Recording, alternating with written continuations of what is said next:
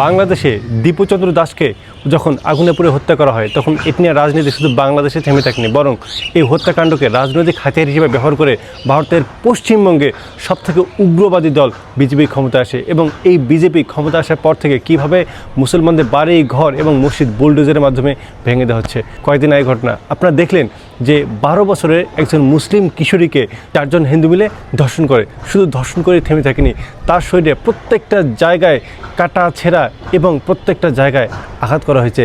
ধর্ষণের পর তাকে বস্তাবন্দি করা অবস্থায় এবং জীবন্ত তাকে পানিতে ফেলা হয় এবং এরপর সেখানে মারা যায়। আরেকটি ঘটনা বলি, ভারতের বিহারে বোরকা পরিহিত একটা মুসলিম মেয়েকে বজরংবলীর কয়েকজন সদস্যরা দিনে দুপুরে প্রকাশ্যে তার বোরকা খুলে কিভাবে তাকে সিঁদুর পরিয়ে তাকে বিয়ে করছে এবং তাকে জয় শ্রীরাম বলার জন্য বারবার জোর করা হচ্ছে। চিন্তা করে দেখুন, এটা হচ্ছে ভারতের বর্তমান অবস্থা। বাংলাদেশে কী না কী হচ্ছে এবং বাংলাদেশের ছোট্ট একটা ইস্যু পেলে ভারত গরম হয়ে যায় এবং তারা রাজপথ গরম করে ফেলে এবং বাংলাদেশকে দখল করার মতো তারা হুমকি দেয়। অথচ ভারতে এত পরিমাণ মুসলিম নির্যাতন হচ্ছে, মেয়েদের ধর্ষণ করা হচ্ছে, মেয়েদের বাসা থেকে তুলে নেওয়া হচ্ছে, মসজিদ বাড়িঘর বুলডোজার দিয়ে ঘুরিয়ে দেওয়া হচ্ছে। বাংলাদেশের সাধারণ মানুষ দূরে থাক, সংসদে আজ পর্যন্ত ভারতের মুসলিম নির্যাতন নিয়ে আজ পর্যন্ত একটা কথা কেউ বলেনি। জামাতে ইসলামকে কী বলবেন, এনসিপিকে নিয়ে কী বলবেন, বিএনপিকে নিয়ে কী বলবেন। এটা হচ্ছে আমাদের জাতির সবচেয়ে দুর্ভাগ্য। 92% একটা মুসলিম দেশে আমরা কিভাবে বাঁচতে হয়, নিজের স্বকীয়তা আমরা হারিয়ে ফেলেছি। আমরা বাংলাদেশের মুসলিমরা বর্তমানে একটা মেরুদণ্ডহীন জাতিতে পরিণত হয়ে গেছি। আজকে কলকাতায় যখন 12 বছরের একজন মুসলিম কিশোরীকে এইভাবে নৃশংসভাবে হত্যা করা হয় এবং হত্যা করার পর যখন পুরো ভারত ফুঁসে উঠেছে এবং যখন মানুষেরা আন্দোলন করছে, তখন দিলীপ ঘোষ ভারতের একজন বিজেপি নেতা, সে বলে যে কাকে কিভাবে সোজা করতে হয় আমরা পিটিয়ে সোজা করতে জানি এবং একটা সংখ্যালঘু মেয়ের জন্য এত আবেগ দেখাবে না। চিন্তা করে দেখুন, এরা নাকি নেতা, কতটা নিকৃষ্ট স্বভাবের, কতটা নিকৃষ্ট মাইন্ডের এরা নাকি জনগণের শাসক। আর বাংলাদেশে যদি কোনো সংখ্যালঘু চুল পরিমাণ আচর হয়, আমাদের নেতারা সেখানে গিয়ে ছুটে যায় এবং সেই খবরটা আপনি আমি পাওয়ার আগেই ভারতের কানে চলে যায় এবং ভারত উত্তাল হয়ে যায়।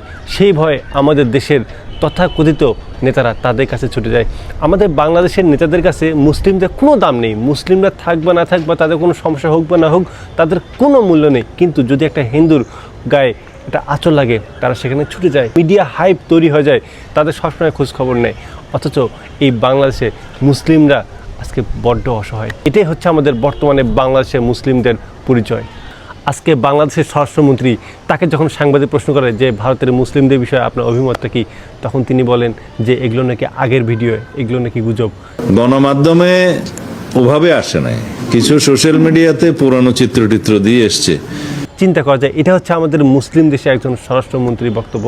মাঝে মাঝে ভাবি যে আসলে কি এরা মুসলমানদের ঘরে জন্ম নেওয়া, নাকি শুধুমাত্র লোক দেখানো মুসলিম সেজে আমাদের নেতা হয়ে গেছে। সংসদে কত ধরনের গল্পগুজব হয়, হাসি ঠাট্টা হয়, কিন্তু ভারতের মুসলিম নির্যাতনের কথা কারো মুখ থেকে একটা বারের জন্য বের হয় না।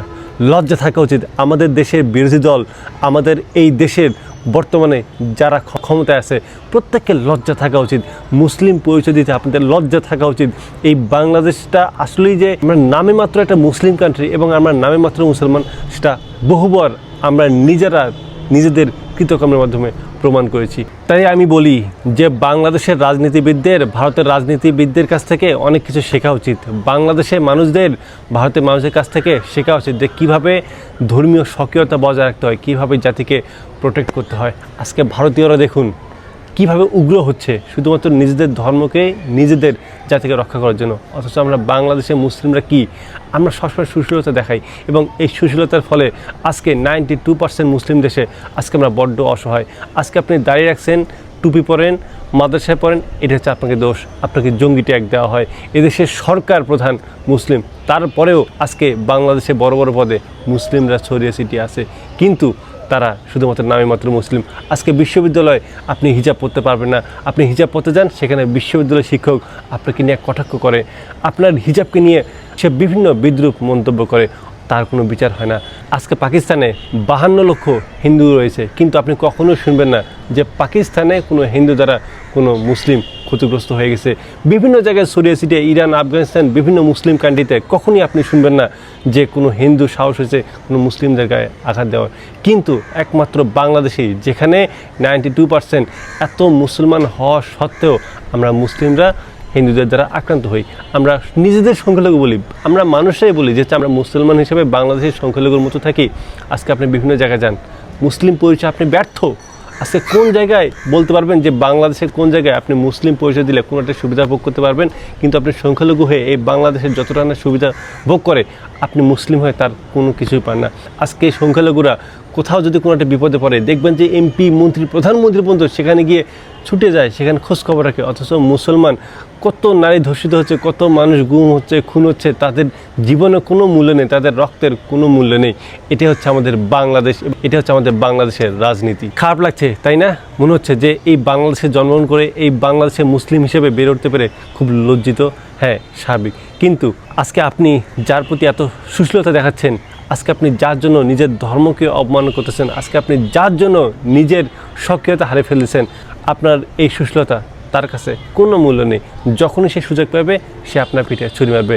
সে তার গন্তব্যে পৌঁছানোর জন্য সে দৃঢ় প্রতিজ্ঞ। কিন্তু আপনি, আমি শুধুমাত্র সুশীলতা নিয়ে বসে আছি এবং আমরা শুধু মনে করতেছি যে হয়তো আমি বিপদে পড়লে তারা ছুটে আসবে, কিন্তু তারা কখনো ছুটে আসবে না।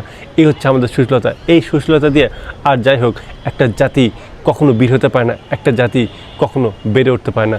যার পরিপ্রেক্ষিতেই আজকে 92% মুসলমান হওয়ার পরেও আমরা বারবার প্রতারিত হই, আমরা বারবার নির্যাতিত হই। আমরা জাতি হিসাবে শুধু এতটুকু মনে রাখবো যে এই বাংলাদেশের মুসলিমদের, ভারতের মুসলিমদের রক্তের কোনো দাম নেই আমাদের এই বাংলাদেশের রাজনীতিবিদদের কাছে।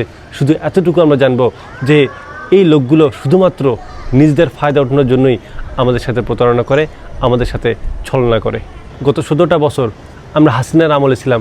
এই ফ্যাসিবাদ আমলটা ছিল আমাদের জন্য একটা অভিশাপ। এটা আমরা ডিজার্ভ করি। আমরা এই দেশের মানুষরা, এই দেশের মুসলিমরা সব থেকে বেশি নির্যাতিত ছিল গত 17টা বছরে। আমরা এটা ডিজার্ভ করি। আমরা কত প্রার্থনা করছি, কত দোয়া করেছি যেন এই হাসিনা থেকে যেন বাঁচতে পারি। আল্লাহ তাআলা দোয়াটা কবুল করেছে, আজকে আমরা মুক্ত। কিন্তু তারপরেও যারা এই জাতির সাথে গাদ্দারি করবে, যারা এই জাতিকে আবারও ঠিক একই ফ্যাসিবাদী কায়দায় নির্যাতনের মাধ্যমে এদেশের সাধারণ মানুষের, এদেশের মুসলিমদের মুখ বন্ধ করে রাখার চেষ্টা করবে, তাদের পরিণতি ঠিক একই হবে। আমরা এখনও সুশীলতার মধ্যে আছি, আমরা এখনও চুপ থাকা আছি। কিন্তু এটা আপনাকে মাথায় রাখতে হবে, অপরাধ করাটা এবং অপরাধ সহটা দুটোই অপরাধী। এই অপরাধের মাসুল আপনাকে আমাকে একদিন ঠিকই দিতে হবে।